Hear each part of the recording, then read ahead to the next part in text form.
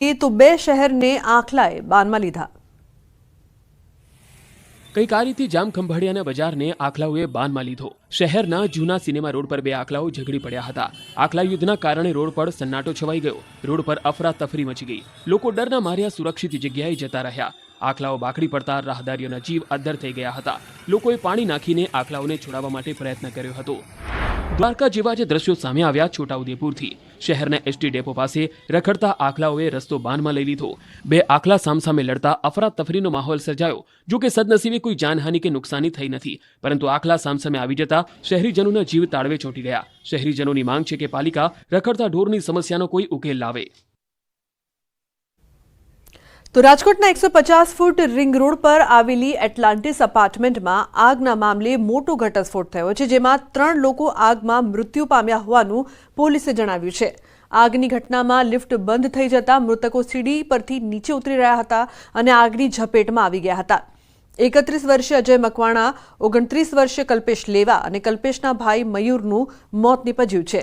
અજય અને કલ્પેશ અલગ અલગ કંપનીમાં ડિલિવરી બોય તરીકે કામ કરતા હતા, જ્યારે મયુરભાઈ સાથે સામાન્ય ડિલિવરી કરતા ફક્ત સાથે આવ્યો હતો। તો આ સાથે જ ઇન્ચાર્જ ફાયર ઓફિસરે જણાવ્યું કે 2014 પછી આ ઇમારતનું ફાયર એનઓસી રિન્યુ કરાયું નથી। આ અંગે નોટિસ પાઠવવામાં આવી છે, પરંતુ કોઈ કાર્યવાહી થઈ નથી। હવે શું કરવામાં આવશે તેવું પૂછવામાં આવતા તેમણે ફરી નોટિસ મોકલી આગળની કાર્યવાહી કરવામાં આવશે તેમ જણાવ્યું હતું। જો કે અહીં તંત્રની નિષ્ક્રિયતા પર સવાલ ઉઠી રહ્યા છે।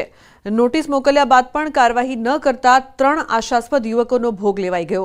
પરિવારે તેમના વાલસોયા ગુમાવ્યા છે, ત્યારે તંત્ર આળસ મરોડીને નોટિસ સિવાયના પગલાં ભરે તે જરૂરી બન્યું છે।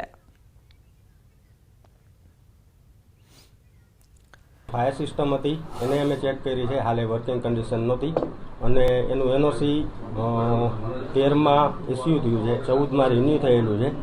ત્યારબાદ કોઈ કરેલું નથી અને રિન્યુ માટે અપ્લાય કરેલ નથી। ફાયર એક્સટિંગ્યુશર લગાવેલા હતા ને એ બધા ચાલુ કન્ડિશનમાં હતા, મતલબ એ લોકોએ રિફિલિંગ કરાવેલા છે, પણ જે રાઇઝર સિસ્ટમ છે ને એ વર્કિંગ કન્ડિશન નહોતી। હા, એમાં નોટિસ 2 વાર આપી છે, એકવાર 21માં અને 23 નોટિસ આપશું અને એ દિવસોમાં જો એ કંઈ નહીં કરે તો પછી આગળ સીલિંગની કે કંઈ કાર્યવાહી। 3 લોકોના મૃત્યુ થયા તેમાં એક ડિલિવરી સ્વિગીનો ડિલિવરી બોય હતો, જેનું નામ અજયભાઈ ખીમજીભાઈ મકવાણા, જે રાજકોટનો રહેવાસી છે, તેમજ અન્ય 2 છે કલ્પેશ પીઠાભાઈ લેવા અને મયુરભાઈ વિનુભાઈ લેવા, જે બંને ઉનાના છે, ઉના તાલુકાના છે। શોર્ટ સર્કિટના કારણે આગ લાગેલ અને ત્યારબાદ લાઇટ બધી બંધ થઈ જવાથી લિફ્ટનો પણ દરવાજો બંધ થઈ ગયેલ, જેથી તેઓ દોડતા ચાલતા નીચે આવતા આગની જાળમાં ફસાઈ ગયા। તો વડોદરાની એમએસ યુનિવર્સિટીના વિવાદિત પૂર્વ વીસી વિજય શ્રીવાસ્તવે છેવટે બંગલો ખાલી કર્યો। વીસીના પદેથી 3 મહિનાથી રાજીનામું આપ્યા છતાં બંગલો ખાલી નહોતા કરતા। સાંસદે પત્ર લખ્યો, વિદ્યાર્થીઓએ આંદોલન કર્યું, ત્યારે છેવટે આજે બંગલો ખાલી કર્યો। વિજય શ્રીવાસ્તવે બંગલાનો કબજો સોંપવાના દસ્તાવેજ પર સહી ન કરી બંગલાનું ભાડું ચૂકવ્યા વિના જ બિસ્તરા પોટલા લઈને રવાના થયા। વિજય શ્રીવાસ્તવ ખોટા ડોક્યુમેન્ટ્સના આધારે વીસી બન્યા હોવાના લાગ્યા હતા આરોપ। તો ગુજરાત હાઈકોર્ટમાં કેસ ચાલે તે પહેલા જ વિજય શ્રીવાસ્તવે રાજીનામું આપ્યું હતું। રાજીનામું આપ્યા પછી પણ બંગલો ખાલી ન કરતા વિવાદ થયો હતો।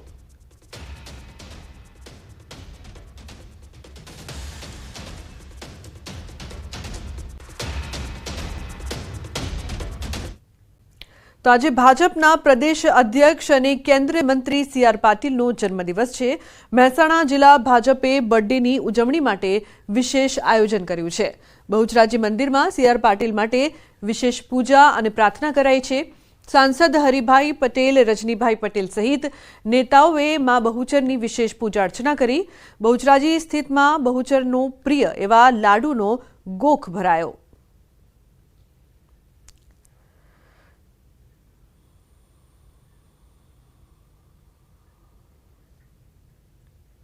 તો ગુજરાત વિધાનસભામાં કેટલાક કલાકારોને મુલાકાત માટે બોલાવવામાં આવતા ગુજરાતી કલાકાર વિક્રમ ઠાકોર નારાજ થયા હતા।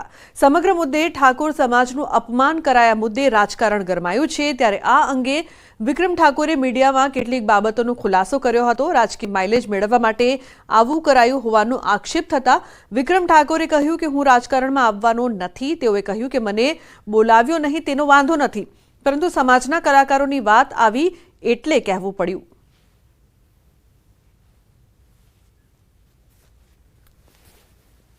જ્યારે પણ મને લાગશે કે હું રાજકારણમાં જોડાઈશ ત્યારે જોડાઈશ. એ વખતે 2007ની વાત કરું છું, અત્યારે કેટલું 25 છે અત્યારે, બરાબર. તો અત્યાર સુધી મેં રાજકારણમાં જોડાવા માટે કે ભાઈ રાજકીય આ કંઈ પેલું એ કરવા માટે મેં નથી કર્યું. આ ફક્ત ને ફક્ત મારા ઠાકોર સમાજ ને જે સમાજના લોકોને જે ન્યાય નથી મળ્યો બીજા સિંગરોને એના માટે જ કર્યું. સમાજ જે કહે છે, સમાજ જે નિર્ણય લે છે, કેમ કે મેં મારા માટે નહોતું કર્યું, મારા સમાજના બધા કલાકારો માટે તથા દરેક બીજા કલાકારો માટે પણ મેં આ કર્યું હતું. તો એ લોકો જે કહે છે એ હું કરીશ. સામાન્ય કલાકાર છું, મેં લડવા વાળો માણસ નથી ને આખી મીડિયાના બધાને ખબર છે કે વિક્રમ ઠાકોર કેવું માણસ, બરાબર. હું રાજકીય માણસ નથી, રાજકારણ મને આવડતું પણ નથી. તો સરકાર બોલાવશે, સમાધાન કરી લઈશું. સરકાર બોલાવશે ત્યારે તો ઠીક વાત છે, પણ મારો સમાજ કહે છે કે એ જે કહે છે એમ કરીશ. તો વિક્રમ ઠાકોરની નારાજગી મુદ્દે પૂર્વ સાંસદ જુગલજી ઠાકોરે નિવેદન આપ્યું. તેમણે કહ્યું કે ભાજપે કોઈ કલાકારોને નિમંત્રિત કર્યા હોય એવું મને નથી લાગતું.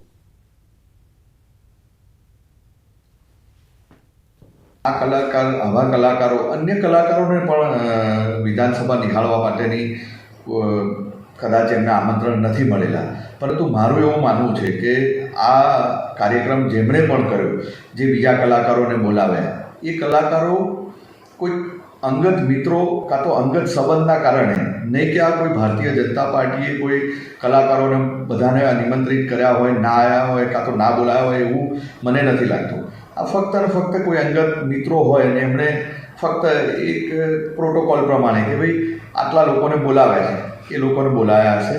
પરંતુ હું 100% કહીશ કે આવનારા સમયની અંદર જે પણ કોઈ પણ જે કલાકારો છે એ દરેક કલાકારોને વેલકમ કરવામાં આવશે વિધાનસભાની અંદર. એમને વિધાનસભા નિહાળવા માટે પણ જોવા માટે બોલાવવામાં આવશે અને એમનું જે માન સન્માન 100% જળવાઈ રહેશે એવી હું ખાતરી આપું છું. તો વિધાનસભામાં ઠાકોર કલાકારોને ન બોલાવવા બાબતે વાવના ધારાસભ્ય સ્વરૂપજી ઠાકોરે પ્રતિક્રિયા આપી. કોઈ કલાકારોને ન બોલાવવા એવું ન હોય, પણ જેની સૂચના મળી તે કલાકારો ત્યાં આવ્યા હતા. દરેક કલાકારોનું સન્માન હોય છે. વિધાનસભા ચાલુ સત્ર હતું, એટલે ચાલુ સત્રની અંદર તેમને આવી અને સત્રની જે પ્રક્રિયા થાય એ નિહાળવા માટે કલાકારો તે વધાર્યા હતા. અને જ્યારે કલાકારો આવતા હોય તો એમનું માન સન્માન હચવાય એ રીતે માનનીય અધ્યક્ષ સાહેબશ્રીએ એમના માન સન્માન માટે એનું સન્માન કર્યું હતું. બસ એમાં કોઈ બીજો ઇસ્યુ કાંઈ નથી. લોકોને જે વાતો કરવી કરે. તો વડોદરા એસટી વિભાગને હોળી ધૂળેટીનો પર્વ ફળ્યો છે. વડોદરા એસટી વિભાગને 21 લાખની વધારાની આવક થઈ છે. સેન્ટ્રલ એસટી ડેપો ખાતેથી વધારાની 400 બસો દોડાવવામાં આવી હતી. વધારાની 400 બસોની 390 ટ્રીપ થકી 21.36 લાખની આવક થઈ છે. દાહોદ, ગોધરા, છોટાઉદેપુર, ડાકોર સહિતના રૂટ પર વધારાની બસો દોડાવી હતી. વધારાની બસોનો 22,000થી વધુ મુસાફરોએ લાભ લીધો.